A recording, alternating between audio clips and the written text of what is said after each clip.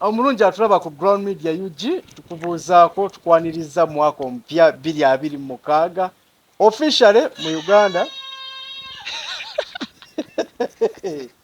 officially mu Uganda olwo tuba tukoze eki tuyingidde Uganda nembuze ekkiriza nti no Uganda tuyingidde 2026 Uganda empya enkadde so tubaaniriza yonna yonna gye musinzira okuba nga mutulaba olunaku olwaleero lwa Sunday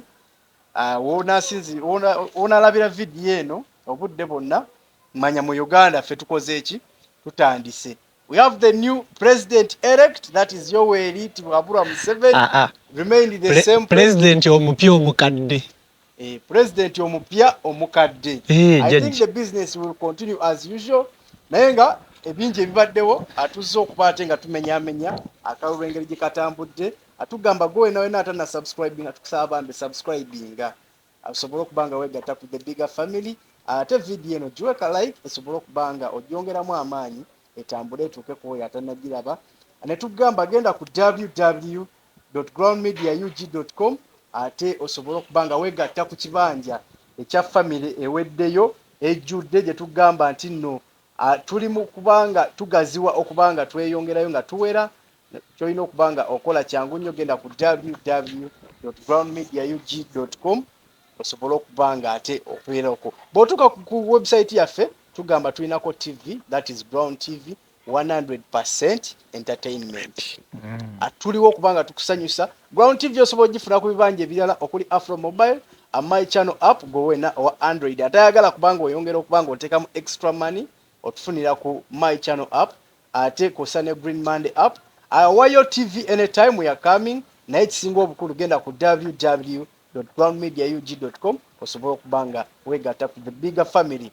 2026 election akalulu kawedde twakavuddemu tuliko olwaleero kyongera okubajjukiza amannya nze Edwinke nga nziza okubanga tumenyaamenya akalulu nga bwe kabadde ne muganda wange amanya nze Joel okuva ku mukutu Uganda 24/7 ensi yange njagala nnyo ensonga lwaki ne channel yange nagituuma Uganda 24/7 nange nze Ground Media Uganda wanno tetuvaawo 24/7 omuganda akivunula atya saawa 24 saawa 4 naye kijja kitya akina okuba essaawa 24 naku musanvu naye omuganda agamba saawa 4 ogamba 24/7 yagamba saawa 4 24 24 lwe lunaku 7 ye wiiki okay.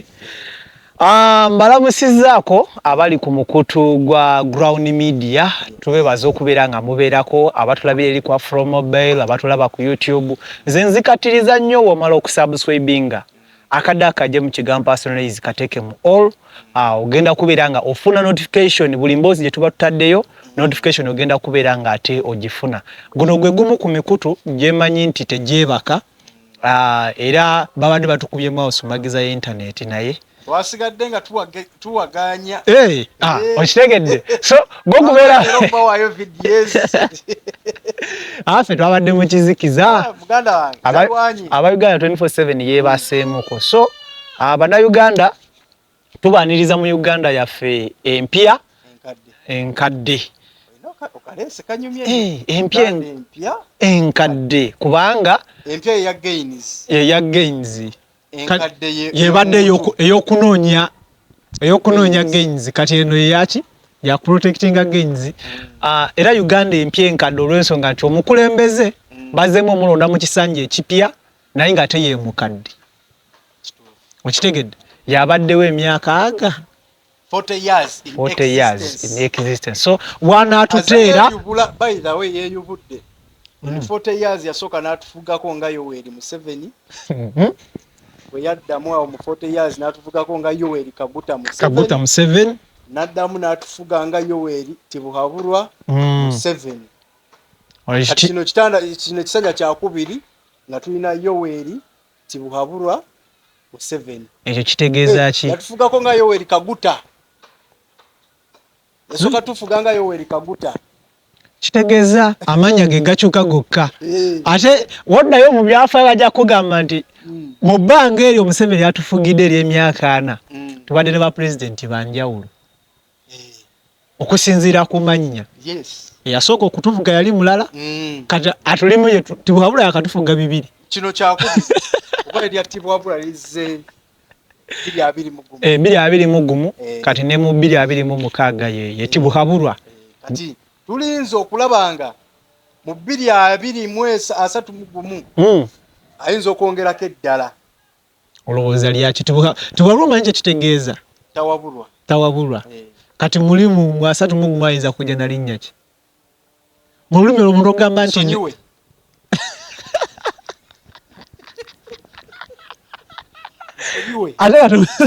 tumusonyiwa ki tumusonyiwa ki yabasobezza oba nemeddeko kirala Edwin kirala tuzze okuba nga twagala okumanya akalulu kano engeri gye katambuddemu okuva mu Uganda empya enkadde na buli kimu bwe kyatambudde. Muganda wange Joel, akalulu kano ke twagenzeemu ka 2026 katandika n'ebyafaayo. Ke kalulu ke tusoose okubaamu nga tekaliimu independent person. Ng'avuganya ku ntebe ennene. Ekyo kituufu. Ba independents baabagoba. Luli twalina bakamya Betty Kamya. Kamya yesimbawo ko kuba president. Yali Betty Namisango Kamya. Yali gundi. Yali mukyala mulala si Betty Kamya. Yali mukyala mulala. Yajja independent. Yali independent. Ova ko waliyo n'omukyala w'e Busoga. Yoyo ye mukyala yakati. Oyo omukyala w'e Busoga. Naye waliyo ne oyo omukyala we yajjira yali Betty Kamya. Betty Kamya abadde ayijiji. Yabadde ayijiji naye yasooka kwesimbawo ko. Kwa president. Naye? Kitegedde. Naye mulundi guno twalina abeegwanyiza baali bangi. Twalinamu George William abajjayo empapula. George William bana be bamala ne bagaanaawo Muhammad Nsereko waliyo no simanyi Nakato ayo bamugobera kuli eri comedian sajjo yanyiiza omuntu wa wansi anyiiza bunyiiza omwami oyo kati ne batuuka paka we twafuna abantu 8 abatuukiriza okubanga bafuna ebisaanyizo bavuganye ku ntebe ya president. Mwabo twalina omukulu Yoweri Tibwabula Museveni wa National Resistance Movement myaka 4 abaddewo ne tubeera ne Robert Kyagulanyi ndoza tusole bade njala savinga thambu eno soko kupe close up waneeno okusookera ddala njagala okubanga Joel abantu mbayisaamu engeri abakulembeze gye baperforminzeemu ate tusobola okubanga tutandikiraawo. Ngenda tutandika n'eyasembye yabadde Elton Joseph Mabirizi era gw'osookeddeko. Mabirizi yasembye yafunye Mugisha Muntu yasobodde okubanga afuna $5,900 mu 276 making a total of 0.53%. Jena we yasobodde okubanga akola. Kampala alimu abantu bameka? Kampala mulimu almost akakadde kalamba n'omusobi. Abalonzi njogera ku balonzi sajja takuyeyo yadde akabuga akamu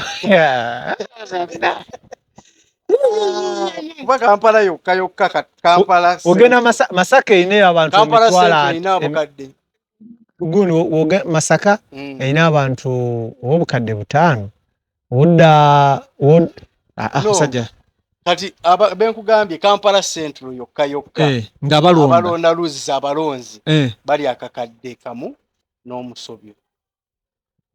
ne Kampala teyamusobodde. Si Kampala yonna. Kampala Central. Kampala Central. Ani kyetugamba. Ati Kampala yena imwe emiruka 5. That is Lubaga, Kawempe, Kampala Central, Makindye. Naye okimanyi. Ye Kampala. Naye okimanyi. Soko somereza zaabwe. Nkubuulira ekiddako. Kati bwe tugenda ku namba 2, that is Nandala Mafaabi yafunye emitwalo 2. Nandala Mafaabi ali mu kyakusatu. Kyakusatu. 29 mu abantu 39. Namulabye alebya nnyo mu bitundu by'Embale eyo na Misindwa wa. 1.88%. Bwatu byasobodde okubanga performing. Naye atulabyeko nnyo. First attempt ye. First attempt naye era. Performance yabadde mbi. Amuli yakwata kyakumeka luli. Kyakuna. Ani yakwata ekyokusatu. Ekyokusatu yali Besigye. Besigye teyajja nga Amuli yatyaze. Yali Amuli yati. Yali Amuli yali yakwata ekyokusatu. Kigamba FDC eri awo. Kati owa DP ali eri ase kagamba nze nawala. Then number 2 yabadde National Unity Platform. Robert Kyagulanyi Sentamu. Kembo yasobodde okubanga afuna obukadde milioni 2 mu emitwalo 74 mu 1,238 nakola obutundutundu 24 24.72%. Gatta konti byabakama byalangiridde. Bino bye byavudde mu kakiiko k'ebyokulonda officially. Omulamuzi Simon Mujenyi byabakama. Yes. Ng'ayimiridde ku ssemateeka w'eggwanga yabagibwa mu mwaka gwa 1995. Obuyinza bwamuwa. N'alangirira. Nti Kyagulanyi yafunye ebyo. Yes. Netugenda ku yawangudde President elect. This is Yoweri Kaguta Museveni. Yafunye Tibuhaburwa. Yoweri Museveni yakoma dda. Yoweri Kaguta Museveni. Kati Yoweri Kaguta Tibuhaburwa Museveni. Yafunye obukadde 7 mu emitwalo 9 mwena mu 6 mu 772. That is 71.65%. What a range. Sinyawo bogenda mu kooti okuchallenginga range eyo baganda bange. Omanyi we twajjira mu kalulu kano Robert Kyagulanyi Sentamu agamba nti ku mulundi guli baatubba aba National Unity Platform bababba. Ne Museveni yagamba baamubba. Ne Museveni agamba bakola ki? Baamubba. Bagenda mu kooti, kooti yali neegusala negamba nti omusajja yakola atya? Yawangula.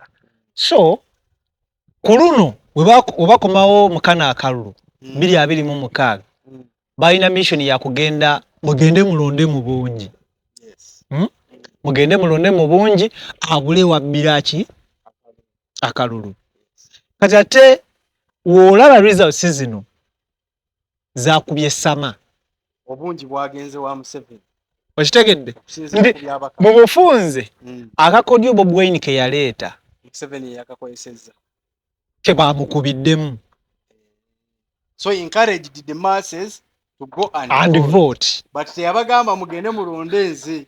Yabagamba mugende mulonde ffe. Ambuleera. Olaba ambuleera okola ki? Otiikinga.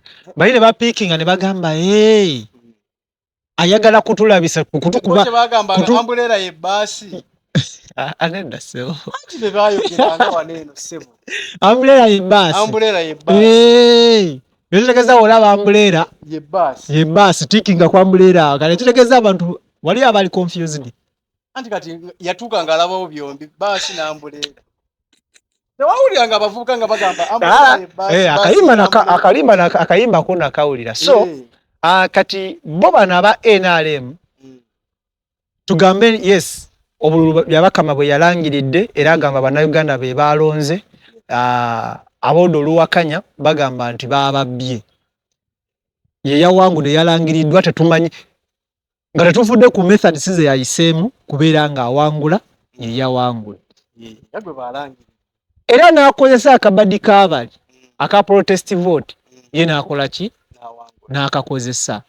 Kati right now Kyagulanyi ayolekedde olusozi olunene kyenyinza okugamba ekisookera ddala okonvisinga bannayuganda agenda bakonvisinga atya okubanja akalulu nga enteekateeka ya protest vote bwe yali anti ku luno teyabagambako bemukwasa anti yabagamba Kalonde kakuume bwe bakabba kabangi kitegeeza buli munnayuganda is entitled okubanja akalulu ke we yakatadde bwe kati kitegeeza baba tebabanjizza Kyagulanyi talina buzibu talina musango ekyo kituufu Kyagulanyi talina musango naye of course ye ng'omukulembeze yalina okulemberamu era mu kubanja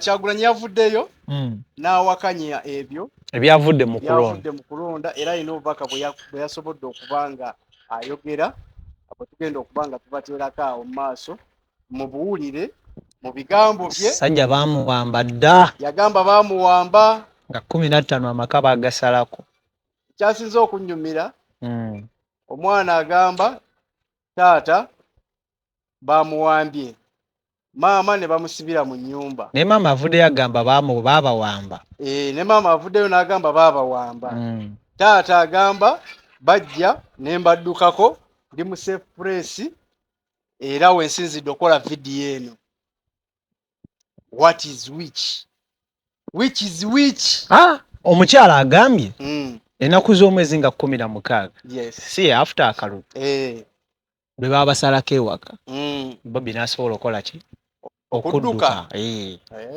obubadi babukolanga ate oli amanyi ennyumba ye okitegedde n'emiryango mingi bw'ogoba enkerebwe ogimanyi enkerebwe ebeera n'ebinnya bingi ebeera ne kyeyingiramu wano n'efulumiramu eri ebeerayo n'ekituli ekirala kyeteekako n'ebisubi nga biri awo oba ebeera n'ekinnya ekirala nga kyo we yasima teyabotola naye erekawo akantu katono nnyo akataka kati wejja etomera pu n'eyitamu ettaka ne liddawo okitegedde kati Kyagulanyi yamanya amaka era bw'akeera n'atugamba nti yasobodde okubeera nga atoloka tetusobola kubeera nga tokiwakanya nti yakoze ki yatolose yes okutolokako kwawedde abulidde bannayuganda ali safe right kubanga abasinga bannayuganda bannange nze Kyagulanyi Ssentamu Robert abasinga bwe mmanyi nga Bobi Wine era ng'olwaleero lwa 6 ennaku z'omwezi 17 mwezi gwa January omwaka 2026 mbadde mu house arrest nze ne mukyala wange okuva ng'ennaku z'omwezi 15 lwe twalonda naye ng'olunaku lwakyo ekiro twalumbiddwa abasirikale nga bali wamu n'abantu bangi abatategerekeka kubanga tebabadde mu byamaje babadde mu ngoye za bulijjo era ne bafuna amadaala ne balinnya ku kikomera kyaffe ne basalako amasannyalaze ne basalako ne kamera zaffe zonna ebyo nga bigenda maaso badde bayambibwako ennyonyi ey'ekika kya Namunkanga helicopter ng'erina ekitaala kyekibamulisiza byonna bye bakola mu bulumbaganyi obwo nasobodde okweyisa obukodyo ne neemulula n'entoloka mu maka gange naye era nga kimanyi nti ne kati bali mu kunnoonya naye ne bwaba bankutte oba ne bakola kyonna kye baagala njagala okwogera bino ebigambo eri mmwe bannayuganda bannange okusookera ddala tugaana tuwakanya byonna mwami byabakama n'akakiiko ke ak'ebyokulonda bye bali mu kulangirira kubanga bifu biri fake tebirina ngeri gye bikwataganamu na byabaddeemu polling station byalondeddwa tebirina ngeri gye bifaanaganamu na biri ku declaration forms zetwajje mu bitundu ebisinga okwetoloola eggwanga bye basoma bifu tebalina bwe babijja bagezaako okubba akalulu k'abannayuganda oluvannyuma lw'okujjako internet oluvannyuma lw'okukwata ne bawamba ba agenti baffe abasinga obungi n'oluvannyuma lw'okupakira obululu ogezaako okubba naye ne bigaana ne basalawo kati bakyusize ddala results bo basome ebyabwe twagala okubiwakanya n'okubyesambajja era n'okukunga bannayuganda bonna babigaane kubanga si bituufu. Next. That is the question to the Ugandans. What next? Gwe bagamba okukabanja okabanjiza bwakaprotectinze okaprotectinze naye ng'embeera eriwo emuganyo kabanja tewali buzibu Uganda eri mirembe tewali bunkenke bonna. Otunula ku street wakakkamu. Street Street nkalu. Nze nayagadde bannayuganda era nze sijja kulimba. Omukulembeze Kyagulanyi bw'aba abadde alowooza nti baalwanirira. Still has a very big battle. Kubanga bannayuganda buli omu kye nazegedde ekyatuuse natambudde mu kibuga nga kikalu Joel. Buli omu agoba bibye. Buli omu agoba bibye. Everyone is on his own opinion and his own pockets. Era buli omu yabadde asabira ekintu kyekya kimu. Bigwe batuzizeeko internet tukole. Mobile money ziddeko. Tufiira mu nyumba. So mukitegeera. So kati Kyagulanyi tetumanyi. Katonda bw'anaaba asobodde okumuwangaza ne tutuuka mu 231. Gw'olaba nga anaasobola okudda n'ateekawo embeera. Nga bwe yagiteekawo. Mu 221 tukiize tugane embeera yagiteekawo. Yaleeta ababaka. Embeera yagiteekawo ababaka bangi. Kati nekya kye nategedde mu kalulu kanene. Uganda is developing. Bino bye bagamba nga tiboolaba mbuleera tiikinga. Kikulaga kinti baategeera nti luli erimu baakola ensobi ne balonda ebibuyabuya. So this time round n'ababaka abasinga. Naye wali abatali babuyabuya. Naye nga baabajjeeyo sigamba nti baaluddeyo. Waliyo n'abataluddeeyo. Oyagala kungamba nti musajja wange Lutaaya. Jofule mubuya. Abadde talina importance. Bamuwadde. Tebamulonze. Hildaman ng'abaddeyo talina importance. Ate omanyi lwaki nti be bamakaadi basobodde okulaga nti ffe tuli incompetent enough okubanga tubakiikirira era baabawadde. Obuzibu abantu abamu bwe baalina bwalowooza nti bwafuna kaadi ya National Unity Platform ebyo ebiba biwedde. Ne bwaddeeka. That was the biggest mistake. So abamu baatuuka n'okugigula ssente. Oyagala kungamba nti the other time gwali muyaga. Nga bwe bakyogera. Kati Alozias yali ayinza kugenda mu parliament yani. If at all not the wave.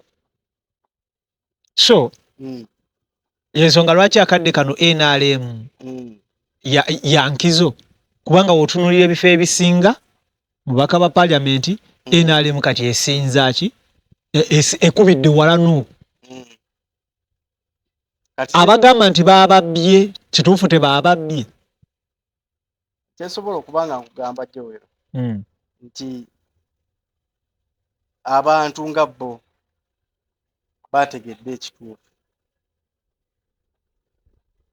Okitegedde? Kati bagamba nti bategedde ekituufu ekitegeeza ekibiina ki National Unity Platform wano mu kusunsula ababaka abagenda okuvuganya balinamu obunafu, right? Yes. From the start. Balinamu obunafu. Could you blame the leadership of National Unity Platform? Baatuuka okulaga okweyagaliza okungi. Lubongoya yali talina kujja. Awe madegenda okutwala. Lubongoya be basajja abagezi ekyo tukiikirize. Nyanzi. Wali tokumpanya kuva mu Kampala Central okudda mu South. Bw'omubanga mugamba you are legit enough. Nyanzi namulabye ng'ayagala kukutukamu. Ate nze nebaza bannakawempe wadde Royce Mboga baamubbya akalulu. Naye nkukakasa bannakawempe beebala obutawa Nyanzi. It is a sign okubalaga nti not everyone is a leader. Is a leader, yeah. Olw'okuba nti olowooza nti muganda we yakulembera party you have to have a position. No, it is very wrong. Kyova olaba wensinzira ne mbagamba bannaye tugenda kulonda ba youth MPs aba Central munyambe muwe Churchill akalulu. Churchill Central. Mutabani wa Nyanzi. He's a leader. By the way, yeah. He's a leader. He's trying to teach the father ways of becoming a leader. Kali mwana agenda asomesa taata. Agenda musomesa. Agenda musomesa. Taata takyayiga. Taata ayiga. Taata oyo takyayiga kubanga okera kumacha eyo decision yo kayo kaji. Decision yo kayo kaji yakola nti agende yesimbe weeri. Okimanyi nti bwe yaddamu okwesimbawo kuba LC1 chairman yagwa. Chairman Nyanzi. Nasigaza erinnya Chairman Nyanzi. So some people are not meant to be leaders. Njagala batunulire mukulu waabwe muganda waabwe Eddie Yawe. Eddie Yawe we yagezaako attempt ne bigaana. N'akita n'alema okukola ki? N'alema okukaka embeera. Tulina abantu be tubadde tumanyi nti bo boogera mu paalamenti. Lutamaguzi yannumye. Ssemujju Nganda abadde ayogera. Lutamaguzi yannumye. Lutamaguzi abadde ayogera. But the question is, how long have you been in that position? Yes. But now they have the right to send Museveni aluddeko.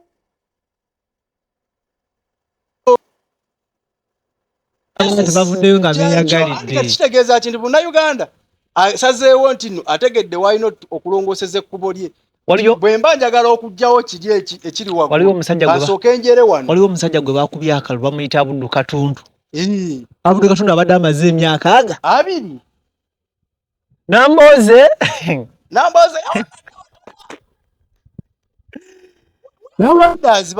yasimakuse.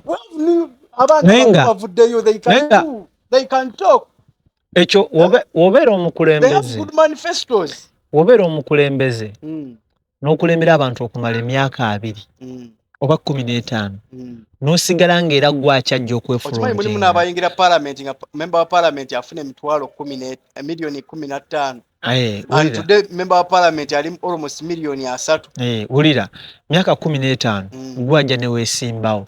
Kyokka ate bodde eri n'ogamba Museveni aluddewo n'ekirala n'odda ku kyawo n'obagamba mbakoledde eki mbakoledde ki otukoledde ki nga tosobola kubeera tosobola kukkiriza nti ninayo omusika mu bantu bano be mbadde mpeereza.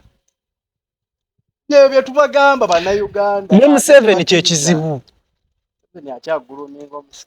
Akyamuguluminga.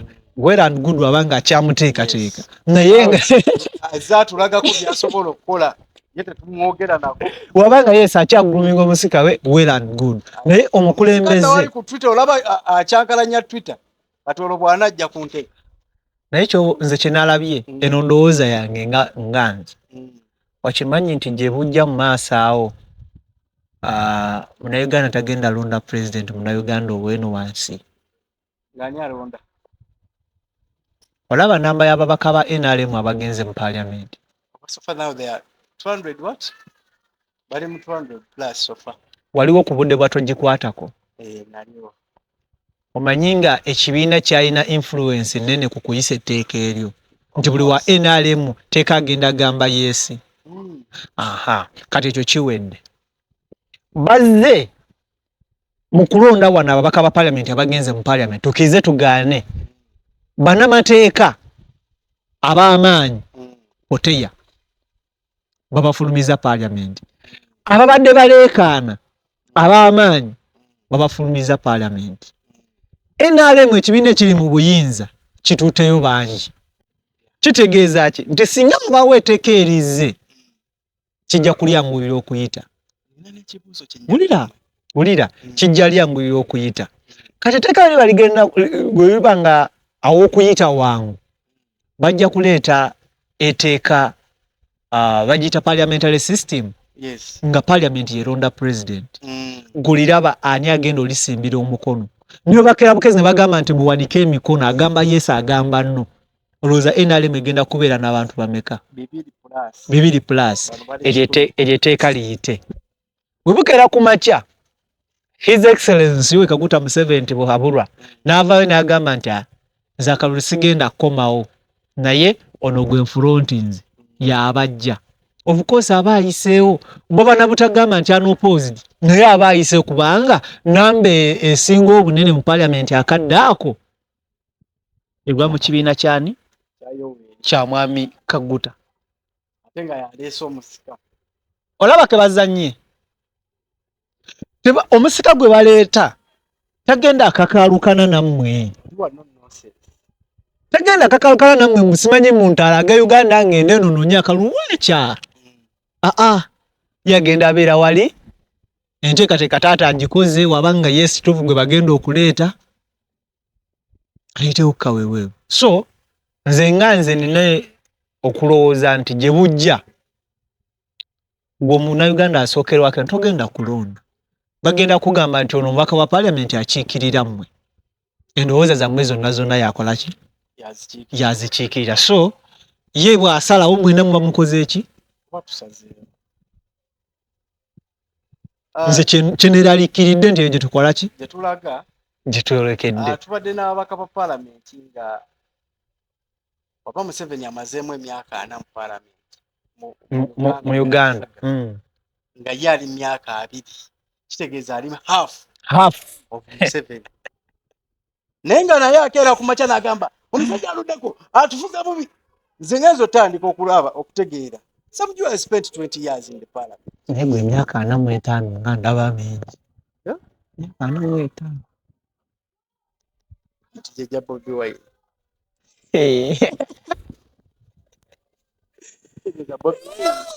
agenza okutandika okutegeera nga Museveni yafuga even some of our fathers Bobi Wine bamuzaala Museveni yakawamba omwaka gumu oba like wayita omwaka gumu then Museveni awamba right gyegimu gyegyo waitaze lwaiti ogamba nti owaayo oluddeko okitegedde nanafe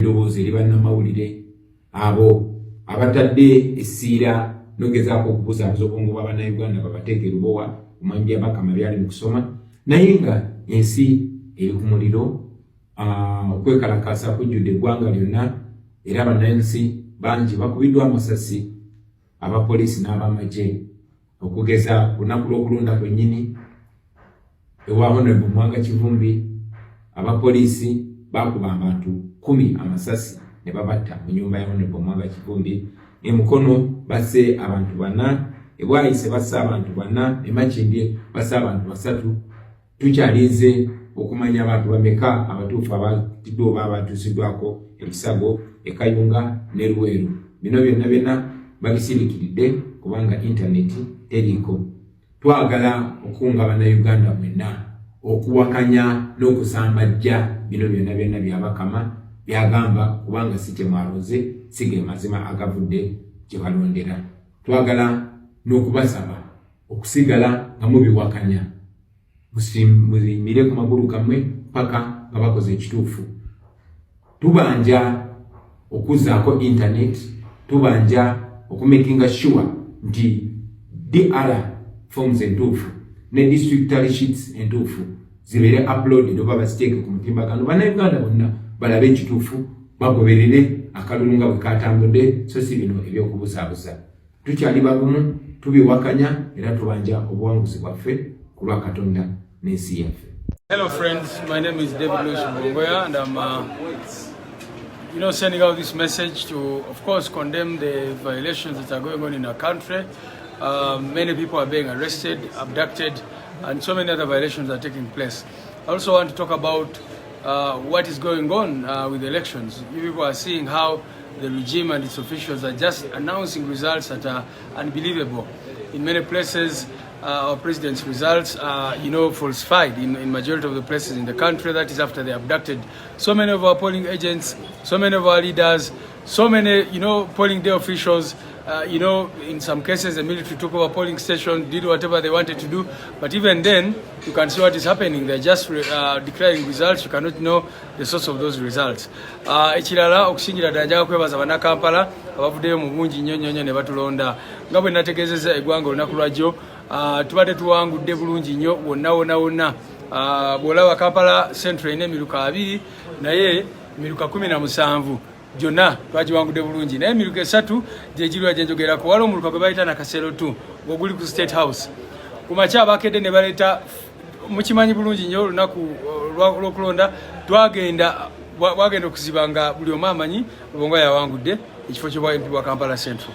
Naye byembi ku makya Returning officer anatandika okusoma ebintu ebitategeerekeka ne tumubuuza wawabijja nga naye kennyini tasobola kukubuulira nga results zirwa asoma za abantu bayitawo Summit View awalonderwa abasirikale awo n'owulira ng'asoma nti kati NRM efunye obululu 5 NUP nefuna obululu 17 bwe tubadde awo ne baleeta polling stations ezo ne balangirira nti NRM ebadde efunye obululu 14 tifa ba NUP kifunye obululu butono nnyo ku polling stations ezo eziri ku State House ate nga abalonzi abalondera awo batono nnyo naye ne bafutyanko ebintu byonna ne beerangirira mu kumaliriza nga bagamba oyo mukyala atamanyi na kyakkola ne bagamba nti yawangudde akalulu ka Kampala Central. Naye njagala kwebaza bannayuganda okusingira ddala banna Kampala Central abanonze mu bungi nnyo abatulonze mu bungi nnyo singa tegibadde emivuyo egyo gye bakoze ku polling station 3 polling station parish endala gye njogeddeko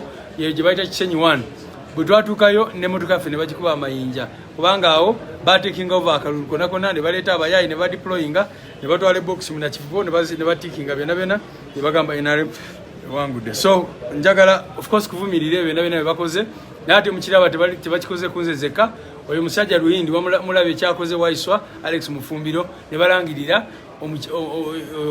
Luhindi really nga Waiswa wangudde ku polling station zona munakawa East constituency Kawempe South ewa chairman Nyanzi Fred Sentamu ne bakola kyekimu ne balangirira oyo Madina Sereko abadde taweza na half y'obululu chairman Nyanzi wabadde nabo naye ne balangirira oyo mukyala tiyawangudde. N'olwekyo bannayuganda bakimanye nti tuli mu lutalo lwakwenunula lutalo lwakulaba nga tukomyawo enfuga y'amateeka kyova olaba ne ndowooza nti njogereko gye muli bategeeze ebibaddemu kubanga oyo omukazi wa NRM gwe bayita Misa Kabanda abadde tasobola kuweza half y'obululu gye bwe tufunye kubanga bw'olaba ekivudde mu Kampala yonna n'ogenda mu bisenyi ebirala n'ogenda Kamoocha n'ogenda industrial area n'ogenda wonna Mengo n'awalala nga tuwangudde bulungi nnyo naye batuuse awo ne bakola emivuyo gyonna gye bakoze obubaka bwa president mu bulabye olunaku lw'ejjo ekiro asobodde okudduka kwaba bajambula abadde baze kumukolako bulumbaganyi era abwenjogerera ali mu kudduka okulaba